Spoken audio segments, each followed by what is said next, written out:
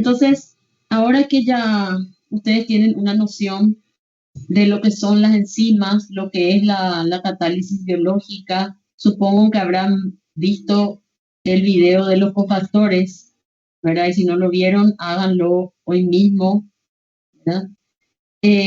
Además, acaban de estudiar con el profesor la clasificación de las enzimas según la reacción que catalizan, los cofactores que utilizan, eh, los grupos sobre los cuales actúan, ¿verdad? Entonces ya tenemos una noción de qué son las enzimas y cuáles son las reacciones que catalizan. Ahora, debemos profundizar un poquito más en el proceso de biocatálisis y tratar de entender cómo las enzimas hacen lo que hacen. O sea, cuál es el mecanismo de la catálisis enzimática y las etapas en las cuales se dan estos mecanismos, ¿verdad? Y eso es lo que vamos a comenzar a ver en esta presentación, que no la vamos a poder terminar, pero por lo menos vamos a dar unos delineamientos generales.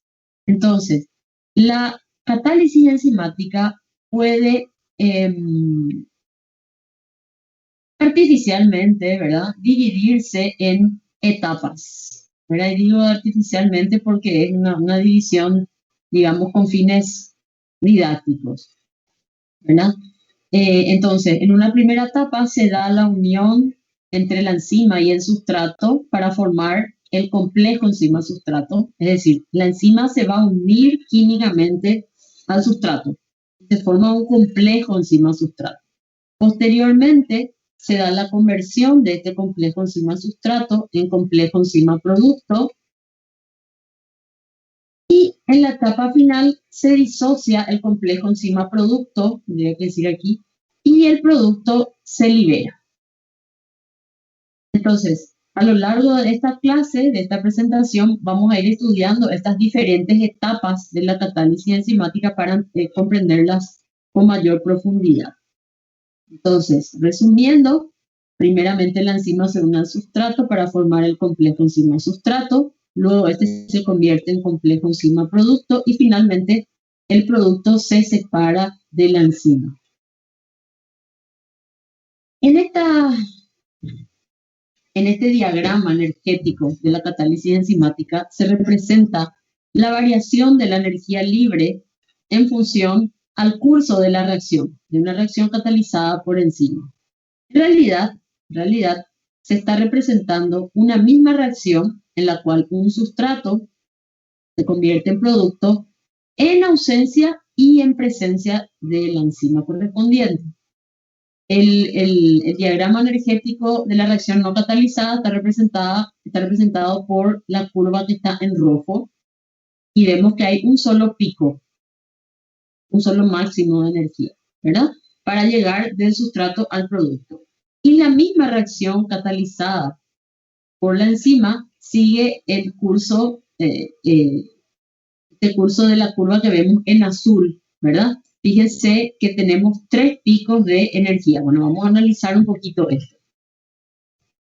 Como podemos ver, y les pregunto a ustedes, ¿esta se trata de una reacción energónica o exergónica? Exergónica. Exergónica, porque si comparamos la energía libre del sustrato con la del producto, podemos ver que el producto se encuentra en un nivel energético inferior, ¿verdad? Por tanto, esta se trata de una reacción exergónica. Tal vez no muy exergónica, pareciera que la diferencia no es muy grande, pero es una reacción exergónica. Y fíjense, quiero hacer notar esto antes de entrar en detalle, fíjense que la reacción es exergónica y tiene una misma variación de energía libre estando o no catalizada. O sea, no importa si la reacción está catalizada o no. El valor de la energía libre del sustrato y del producto es exactamente el mismo. Eso es importante porque recuerden que la diferencia de energía libre entre el producto y el sustrato corresponde a la termodinámica de la reacción, la variación de energía libre. Las enzimas no afectan la termodinámica de la reacción, no modifican la delta G, simplemente participan en el camino recorrido para que esa reacción ocurra. Entonces, el camino recorrido puede ser diferente, pero los estados inicial y final son los mismos. Por tanto, la variación neta de energía libre es la misma, ¿sí? En la reacción catalizada y no catalizada. Si nos fijamos en la reacción no catalizada, vemos un pico grande de energía, un ascenso importante de energía que debe darse para que el sustrato se convierta en producto, ¿verdad? Ese incremento grande de energía que debe darse corresponde a la energía necesaria para alcanzar el estado de transición del sustrato, que como ya lo definíamos en la primera clase, lo definía el profesor con ustedes, es un estado intermedio entre el sustrato o reactivo de una reacción y el o los productos, ¿verdad? Es un estado tensionado o intermedio entre los sustratos y los productos de una reacción, ¿verdad? Bien, si nos fijamos ahora en la curva que representa la variación de energía libre del sistema reaccionante, cuando la reacción está catalizada por una enzima, podemos ver que la curva que se observa es mucho más compleja, en primer lugar, porque tiene 3 picos de energía. Pero, a pesar de que es más compleja, tiene 3 etapas en lugar de una sola, vemos que estos picos energéticos son de mucho menor intensidad, ¿sí? O sea, no hay ningún pico que sea tan alto como el de la reacción no catalizada, ¿sí? Entonces, ¿a qué corresponden estos 3 picos? Corresponden a las 3 etapas en las cuales se da una reacción catalizada por enzima. La primera son como 2 reacciones, como 3 reacciones, ¿verdad? Que dan una reacción neta cuando se suman. Entonces, en una primera etapa, la enzima se va a unir al sustrato para formar el complejo enzima-sustrato. Entonces, tenemos aquí un mínimo de energía que nos indica que el complejo enzima-sustrato es más estable que la enzima y el sustrato por separados. Pero, no obstante, hay una pequeña energía de activación que debe alcanzarse para que la enzima pueda unirse al sustrato y formar el complejo, ¿sí? Este primer pico corresponde al estado de transición para alcanzar el complejo enzima-sustrato, para formar el complejo enzima-sustrato.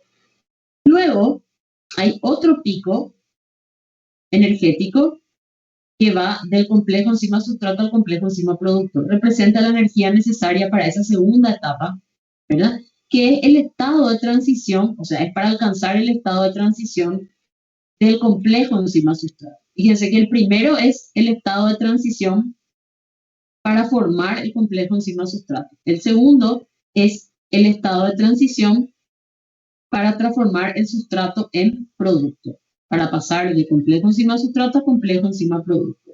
Este estado de transición es el que correspondería al estado de transición del sustrato, solo que en este caso la curva roja representa el estado de transición del sustrato libre y aquí lo que tenemos es el estado de transición del sustrato pero unido a la enzima. Podemos ver entonces que la energía de activación para alcanzar el estado de transición del sustrato unido a la enzima es muy inferior a la energía de activación necesaria para alcanzar el estado de transición del sustrato no unido a la enzima. O sea, aquí podemos ver muy claramente cuál es la acción de la enzima, o sea, qué es lo que hace la enzima. Disminuye la energía de activación para alcanzar el estado de transición del sustrato. Pero ¿cómo lo hace? Uniéndose a la enzima, estando unido. O sea, la enzima hace esto estando unida al sustrato. ¿Sí? ¿Alguien me puede decir qué representa esta diferencia? No tenemos 2 proyecciones de la curva hacia el eje de las energías libres. Esta es la energía libre del estado de transición del sustrato no unido a la enzima. Y esta es la energía libre del estado de transición del sustrato unido a la enzima. ¿Qué representa entonces esta diferencia? ¿Quién podría decirme? ¿No era la variación de energía de activación? Exactamente, la diferencia de energía de activación entre la reacción catalizada y no catalizada, ¿verdad? Da una medida de la contribución de la enzima, de cuánto ayuda la enzima a que la reacción se haga más rápida, ¿verdad? Porque al disminuir la energía de activación aumenta la constante de velocidad. Bien, y tenemos una tercera curva más chiquita que corresponde a la tercera etapa, ¿verdad? Que es la liberación del producto por parte del complejo enzima-producto. Aquí tendría que estar el complejo enzima-producto, ¿verdad? Y esto ya es la enzima y el producto libre. Entonces, este tercer pico corresponde a la energía de activación para la reacción de liberación del producto, separación del complejo enzima-producto. Bien, cuando se empezaron a estudiar las enzimas, es decir, se sabía que existían las enzimas, pero no se comprendía muy bien de qué manera las enzimas podían catalizar las reacciones químicas, ¿verdad? Entonces, varios científicos que estudiaban la catálisis enzimática intentaron explicar el fenómeno de biocatálisis. Y el primer modelo que ayudó bastante a comprender la catálisis enzimática fue el llamado modelo de llave y cerradura, enunciado por Fischer. Este modelo sostenía que la enzima o el sitio de unión, el sitio activo de la enzima, era complementario, era estructuralmente complementario al sustrato, como una llave es a su cerradura. O sea, comparativamente, o comparaba el sustrato a la llave y la enzima o el sitio de unión de la enzima a una cerradura. Y la verdad que es un ejemplo bastante, si bien es un poco simplista, ¿verdad? Hoy en día sabemos que la unión entre la enzima y el sustrato no es así tan simple, ¿verdad? Sin embargo, este modelo resultó muy útil para empezar a entender, sobre todo para entender la unión específica de la enzima a un sustrato, ¿verdad? E incluso hasta hoy en día, este modelo resulta muy útil cuando queremos explicarle la catálisis enzimática o la especificidad de una enzima a alguien que no tiene muchos conocimientos de química, ¿verdad? Si queremos explicarle lo que es una enzima o cómo actúa una enzima a un niño, a un adolescente de secundaria, probablemente usemos el modelo de llave y cerradura para poder explicar, para que ese chico sin mucha formación en química pueda comprender. Sin embargo, cuando uno quiere adentrarse, estudiar de manera un poco más profunda la catálisis enzimática, nos damos cuenta de que el planteamiento de este modelo resulta insuficiente, ¿verdad? Y excesivamente simplista. ¿Por qué? Y porque imagínense una llave y una cerradura. O sea, la llave y la cerradura tienen una estructura rígida que no se modifica cuando la llave se une a la cerradura, ¿verdad? Hoy en día sabemos que ni la enzima es rígida como una cerradura, ni el sustrato es rígido como una llave, ¿verdad? De ahí surgió entonces el llamado modelo de ajuste inducido.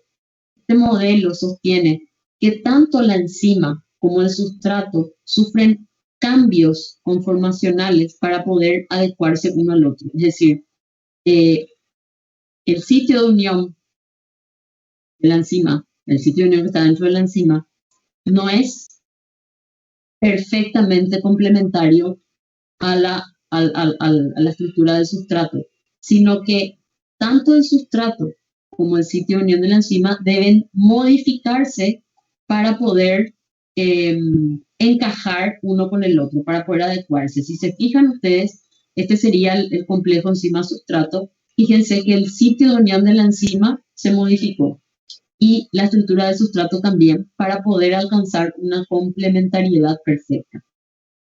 Por eso se llama modelo del ajuste inducido. Obviamente este modelo no responde al de llave y cerradura, es decir, lo supera en el sentido de que implica es como que la enzima y el sustrato deben moldearse el uno al otro para poder lograr un encaje perfecto. Y posteriormente surgió una modificación de este ajuste inducido que sostiene que en realidad la enzima, más que ser complementaria al sustrato, es complementaria al estado de transición del sustrato. ¿Sí? Entonces, este modelo sostiene que el sitio de unión se ajusta mejor no al sustrato como tal, sino al estado de transición del sustrato, lo cual permite, o sea, lo cual implica que la unión de la enzima al sustrato induce a la formación del estado de transición, porque el sitio de unión estabiliza ese estado de transición. Entonces, según el modelo del ajuste inducido, la acción enzimática constituye o depende de una estabilización del estado de transición, según el cual el centro activo enzimático es en realidad complementario no al sustrato o al producto, sino al estado de transición entre ambos. Podemos entender un poco mejor desde el punto de vista energético estos modelos si comparamos en esta figura lo que sería una reacción sin catalizar, en la cual vemos que el estado de transición constituye un estado intermedio entre el sustrato y el producto, pero que es un estado muy tensionado, muy inestable y altamente energético. Entonces, la reacción no catalizada podemos ver que este pico corresponde a la variación de energía libre entre el sustrato, que está relativamente estable, y su estado de transición, un estado altamente tensionado e inestable. Si entra en acción la enzima, fíjense que estamos hablando de la misma reacción, ¿verdad? Cuando participa la enzima, entonces esta enzima se va a unir al sustrato para formar el complejo enzima-sustrato, ¿verdad? Según este modelo de llave y cerradura, hay una complementariedad perfecta entre la enzima y el sustrato, por tanto el complejo enzima-sustrato va a ser muy estable, va a ser un mínimo energético. Ahora, este diagrama puede mostrarnos la imperfección de este modelo de llave y cerradura para explicar los cambios energéticos que se observan en la catálisis enzimática. Si la unión entre la enzima y el sustrato respondiera a este modelo de llave y cerradura, ¿qué es lo que tendríamos? Un complejo enzima-sustrato muy estable, porque la complementariedad es perfecta, según esta teoría, ¿verdad? Lo cual implica que una vez que el sustrato alcance el estado de transición, ya dejaría de ser complementario al sitio de unión de la enzima. Por tanto, según este modelo, el estado de transición del sustrato tendría una energía muy elevada. No sé si me explico. O sea, lo que sería muy estable es el complejo enzima-sustrato. Pero el complejo enzima-sustrato en estado de transición sería altamente inestable, lo cual haría imposible que la reacción ocurra. O sea, la reacción seguiría siendo tan lenta como en ausencia de la enzima. Por eso es que justamente este modelo fue perfeccionado, ¿verdad? Llegando a lo que probablemente es lo más aceptado actualmente, que es el modelo del estado de transición, ¿verdad? Según el cual la enzima se une al sustrato, pero no hay una complementariedad perfecta. Hay unas interacciones débiles entre la enzima y el sustrato, pero cuando este sustrato alcanza su estado de transición, ahí se alcanza la complementariedad perfecta, digamos, ¿verdad? Es decir, según este modelo, el complejo enzima-sustrato en su estado de transición es mucho más estable porque hay mayor complementariedad entre la enzima y el sitio de unión de la enzima y el sustrato, lo cual determina que, fíjense, si comparamos estos dos gráficos, el máximo energético de la correspondiente al estado de transición del sustrato sea mucho menor, según lo que sostiene este modelo, que si siguiéramos el modelo de llave y cerradura. ¿Verdad? Por eso este es el modelo más adecuado para explicar la catálisis enzimática como la entendemos hoy en día. Aquí podemos ver en esta imagen cómo se da un cambio conformacional de la enzima cuando se liga al sustrato. Este ejemplo es de la exoquinasa, la enzima que fosforila la glucosa, ¿verdad? para formar glucosa 6-fosfato.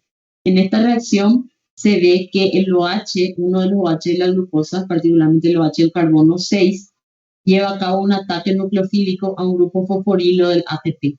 Esta es una reacción que vamos a ver en muchas, aquí se ilustra la exoquinasa, pero en todas las reacciones de fosforilación se da este mismo mecanismo, así que es interesante que entiendan este mecanismo. Es una reacción de sustitución nucleofílica. En una reacción de sustitución nucleofílica hay un grupo nucleófilo, que en este caso es el OH, que ataca a otro grupo de carácter electrófilo. Electrófilo es una especie carente de electrones. El átomo de fósforo de los grupos fosfatos tiene carácter electrofílico. ¿Por qué? Porque está unido a varios oxígenos. Los oxígenos es como que succionan la densidad electrónica, dejando a este pobre átomo de fósforo desprovisto, o sea, pobre en electrones. Por eso los grupos fosforilo son muy susceptibles a un ataque por parte de un nucleófilo. Y un nucleófilo es una especie rica en electrones. El OH, el oxígeno del OH tiene un par de electrones no compartidos, por eso puede compartir este par de electrones actuando como nucleófilo. Y cuando este OH ataca al grupo fosforilo, decimos que hay fosforilación de la glucosa. Se forma un grupo éster fosfórico, porque un grupo ácido más un OH forman un éster. Bueno, este es un éster, pero en lugar de ser un éster carboxílico, un éster común, es un éster fosfórico, o un fosfoéster. Bien, esta enzima, fíjense, esta es la enzima no unida al sustrato. Aquí podemos ver, aquí está el sitio de unión, y podemos ver que cuando se une la exosa, ¿verdad?, al sitio de unión en la enzima, entonces hay un cambio conformacional en la enzima, ¿verdad? Que es lo que sostiene el modelo del ajuste inducido. Vamos a extendernos un poquito para tratar de alcanzar lo mismo que vimos con el otro grupo. El sitio activo de la enzima comprende entonces lo que llamamos el sitio de unión, que es la porción que se une al sustrato, y el sitio catalítico, que es el responsable de la catálisis. El sitio de unión incluye o comprende a los grupos R que interaccionan químicamente con el sustrato, ¿verdad? Y a su vez, en este sitio de unión, que lo que hay son, a ver, estamos hablando de una proteína. ¿Qué hay en una proteína? Aminoácidos, no hay otra cosa, salvo el cofactor que está presente en algunos casos, ¿verdad? Pero si hablamos de la proteína, lo único que tenemos son grupos R de los aminoácidos. Y estos grupos R de los aminoácidos conforman el sitio de unión, son los que se unen al sustrato. ¿Sí? Este sitio de unión se caracteriza por tener una forma y un tamaño definido, lo cual le confiere la complementariedad o especificidad estérica. Es decir, la forma y el tamaño del sitio de unión son complementarios a la forma y el tamaño del sustrato. Esto es lo que hace que la enzima sea específica, pero es la especificidad espacial, digamos, del espacio, el volumen, el hueco, ¿verdad? La especificidad del hueco de unión. Pero aparte, esos grupos R tienen una cierta polaridad, pueden ser apolares y ser hidrófobos, ¿verdad? O pueden tener o no tener carga, ¿verdad? Entonces, todas estas características de polaridad o de hidrofobicidad o de ser cargados que presentan los grupos R es lo que le confiere a la enzima su especificidad electrónica. Por ese motivo podemos decir que el sitio de unión en la enzima presenta una especificidad estérica y una especificidad electrónica en relación al sustrato. ¿Sí? Por su parte, el sitio catalítico incluye a los residuos que participan en la catálisis. Son grupos R de aminoácidos generalmente son grupos R que son reactivos, ¿verdad? No vamos a tener una leucina y una isoleucina, son grupos R reactivos. Y son reactivos ¿por qué? Porque tienen carácter nucleófilo o porque pueden donar o aceptar protones, o sea, grupos R de carácter ácido o básico, ¿verdad?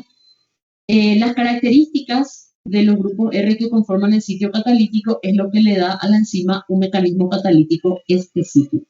Por eso las enzimas presentan especificidad de unión y especificidad de reacción. La especificidad de unión está dada por las características específicas del sitio de unión y la especificidad de reacción está dada por las características específicas del sitio catalítico. Aquí podemos ver en un esquema simplificado, entonces, en forma un poquito más detallada, lo que sería el sitio de unión y el sitio catalítico. Fíjense que este sitio, que es donde se va a unir el sustrato, tiene una forma y un tamaño que en cierta forma son complementarios a la forma y el tamaño del sustrato, ¿verdad? Eso sería la complementariedad estérica, ¿sí? Forma y tamaño encajan como las piezas de un rompecabezas. Pero aparte, vemos que en este sitio de unión, o sea, este sitio de unión está conformado por algunos grupos R de aminoácidos que están en ese sitio. Y esos grupos R presentan ciertas características que pueden ser el hecho de ser hidrofóbicos o el hecho de tener ciertos grupos que pueden formar enlaces o interacciones con otros grupos que están presentes en el sustrato. ¿Sí?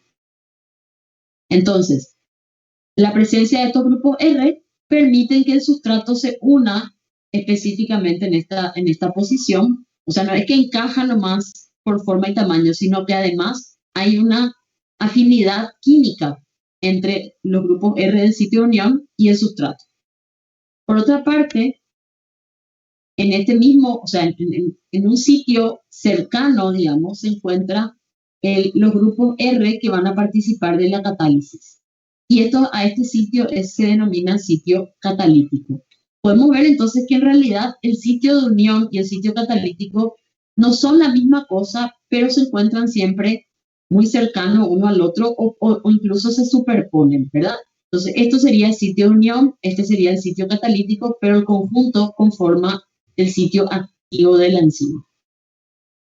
Bueno, una vez que el sustrato se une al sitio de unión, tenemos el complejo enzima-sustrato, ¿verdad? La unión enzima-sustrato permite que el sitio catalítico quede próximo al enlace que se debe romper en este caso, ¿verdad? Este sería el complejo enzima-sustrato, ¿verdad? Y ya, digamos, alcanzando lo que sería el estado de transición, ¿verdad? Que se da por la interacción entre los grupos R del sitio catalítico y el sustrato. Y aquí ya tenemos el complejo enzima-producto, es decir, esta sería la primera etapa, la formación del complejo enzima-sustrato. Aquí vemos lo que sería la segunda etapa, que es la formación del complejo enzima-producto, ¿verdad? Este es el estado de transición de esa segunda etapa. Aquí vemos ya el complejo enzima-producto, es decir, ya se rompió el enlace, ya se formaron los dos productos, pero estos aún siguen unidos a la enzima, ¿verdad? Y esta sería la última etapa, que es ya la liberación de los productos, es decir, la disociación del complejo enzima-producto. Y aquí al lado podemos ver agrandada la estructura, lo que sería la estructura del complejo enzima-sustrato. ¿Y qué es lo que podemos observar? Podemos ver los 4 residuos, que serían A, B, C y D, que le llamamos aminoácidos de fijación, son los grupos R que permiten fijar el sustrato al sitio de unión de la enzima. ¿Y cómo se fija? Fíjense que ahí es la unión química. Vemos grupos amino en el sustrato formando puentes de hidrógeno con grupos hidroxilo en el sitio de unión. Estos son grupos R de la enzima, por eso le llamamos aminoácidos de fijación. Aquí vemos del otro lado otros puentes de hidrógeno entre el grupo carbonilo del sustrato y un grupo hidroxilo y un grupo amino de la enzima, ¿verdad? Entonces estos son los aminoácidos de fijación. Entonces hay una complementariedad estérica, que es tamaño y forma complementaria entre el sustrato y el sitio de unión, pero también hay una complementariedad electrónica, que se refiere al hecho de que el sustrato tiene grupos que pueden verse atraídos y establecer interacciones, en este caso de tipo puente de hidrógeno, con el sitio de unión de la enzima. Y también tenemos una interacción química entre el grupo R que va a participar en la catálisis, que es un grupo carboxilato en este caso, y el enlace que se va a romper. Bueno, entonces Con esto vamos a ir terminando, pero quisiera decirles que esta clase se va a complementar con un video